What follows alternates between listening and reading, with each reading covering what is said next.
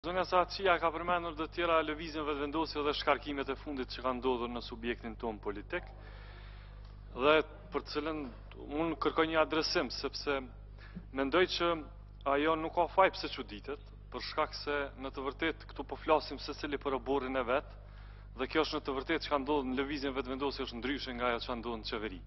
Në lëvizjen vetëvendosje shkarkohen njerëz që zihen me keqpërdorime financiare përkundër qeverisë. Dhe kjo mund t'i çudit ata të qeverisë dhe nuk është fare e rastishme pse mendojnë kështu.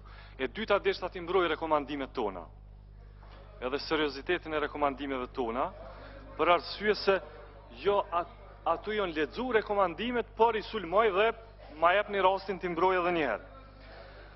Mendoj që niveli i rekomandimeve tona është nivel që i përshtatet përgjegjësisë të qeverisë.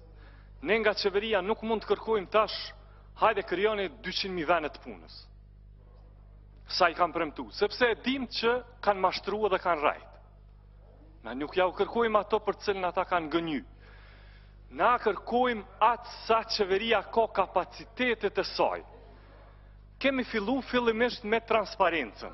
Qeveria duhet të jetë transparente, sepse kaq janë mundësit fillestare të saj. Bile, ato dokumentet, ato veprimet, vendimet që i merë, mos mi fshe për mi bo publike.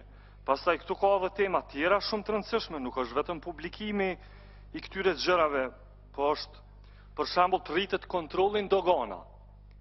Shohim se çfarë evazioni fiskal janë gjendje të bëjnë korporatat mëdhaja të cilat e kanë kapur pushtetin. Pastaj të fillojnë së zbatuar i taksat doganore. Pastaj...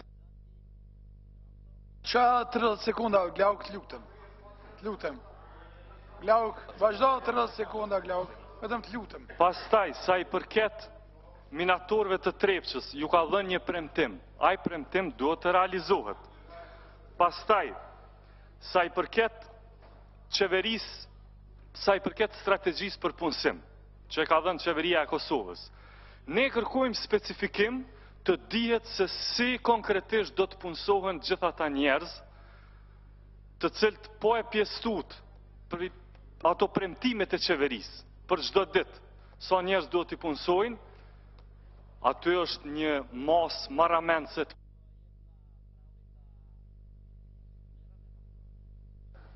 Po mbjen